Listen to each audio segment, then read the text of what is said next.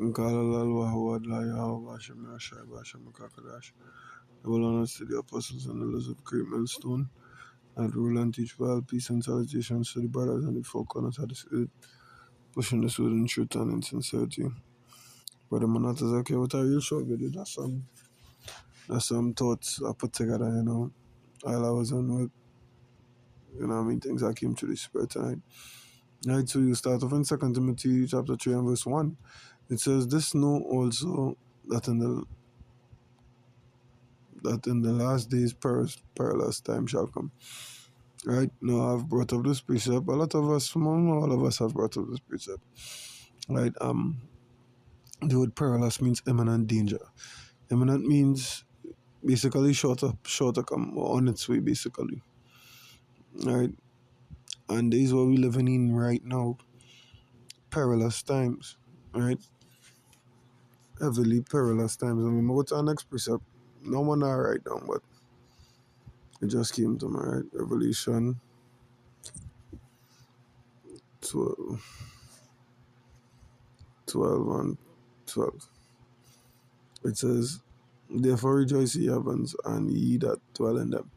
Woe or destruction to the inhabitants of the earth and of the sea, for the devil is come down unto you having great wrath, because he knoweth that he had but a short time. Right? So things becoming dangerous for us. Right? As men of the Lord, it's becoming extremely dangerous. They cracking down on so-called free speech and preaching and all these lovely things. Right? For your opinion over the internet and social media sites, whatever, whatever, what have you. Right? They're cracking down on it. They becoming more and more stringent about the what how to put it by about the things they put out there, right? Because it's affecting their agenda. So you could be arrested for what you say. It's terribly dangerous times we're living in currently. Right? However, the Lord will ever leave behind.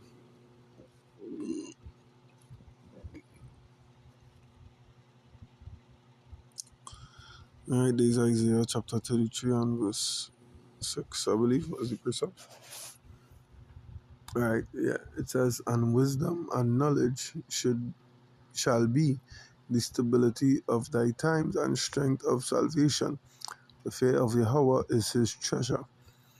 Right? Wisdom and salvation, wisdom and knowledge, Salakia. It shall be the stability of the times. And what time they talk about? We're talking about the time we enter in here. Warn all fronts of the earth, east, west, everybody intentions, everybody guns up, guns drawn. Right? Everybody destroying or trying to destroy somebody. And a lot of other smaller countries caught in the crossfire due to their leaders, due to the vicinity the countries they allied with, whatever, what have you. That is just how the Lord set it up to be. Alright, but the people of this country, they take it very light. They take it as a light thing. Alright. They live life que sera, meaning to say it is what it is. They're thinking it light. They haven't seen any real disaster here yet. But hey, this one is not to be taken lightly at all. This could cause famine. Well, it will cause famine, pestilence, all these things. You understand? Very terrible times we're living in. Alright. Go to the book of Jeremiah, chapter 7,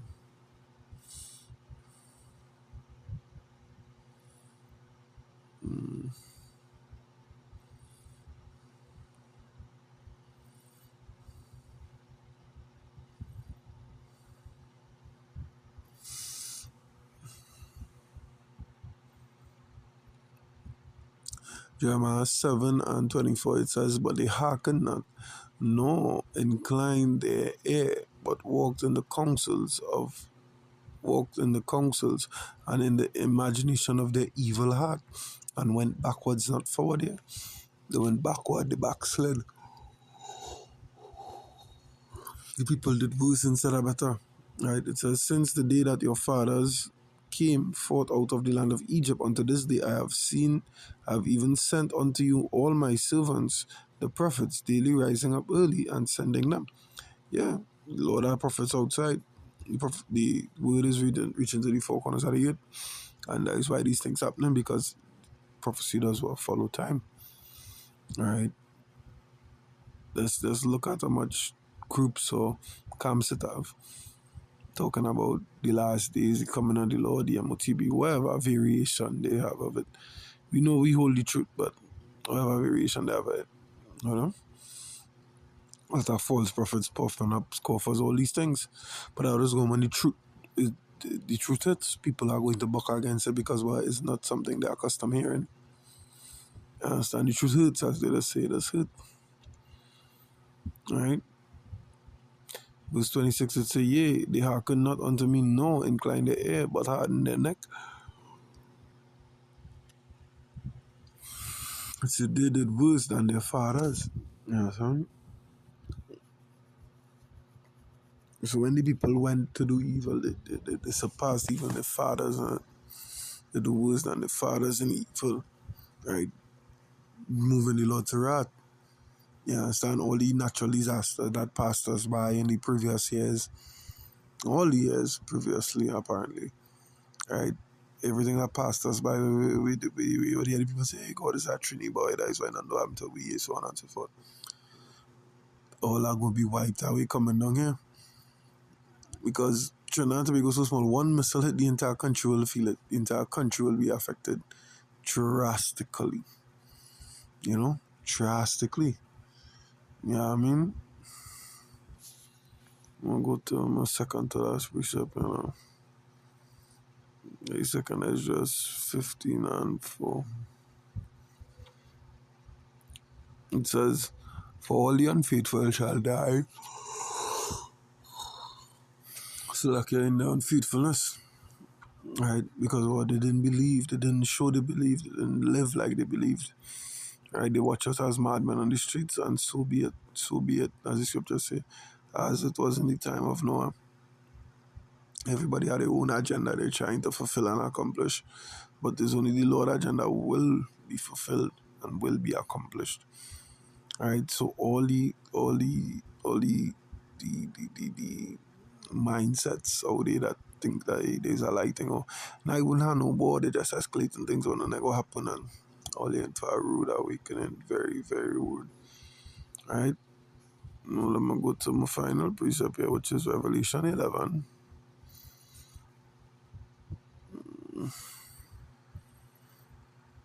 Mm-hmm.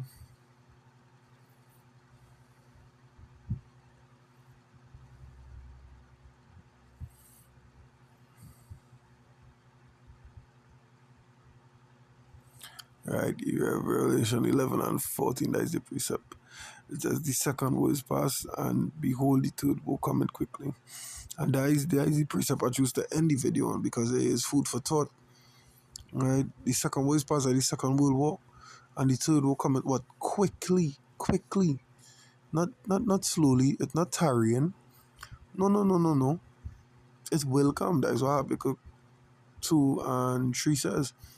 Do it tarry, wait for it, 'cause it will not tarry, it will come. It will surely come. You understand? And that time is here, but people are seeing it, and they will, as the previous precept say, all the unfaithful will die in their unfaithfulness. Right? So I hope it was edifying, I hope it's packed food for thought, I hope it was eye-opening through the spirit and power of Yahweh Bashim Shai Bashim Kakodash. Until next time, Shalom.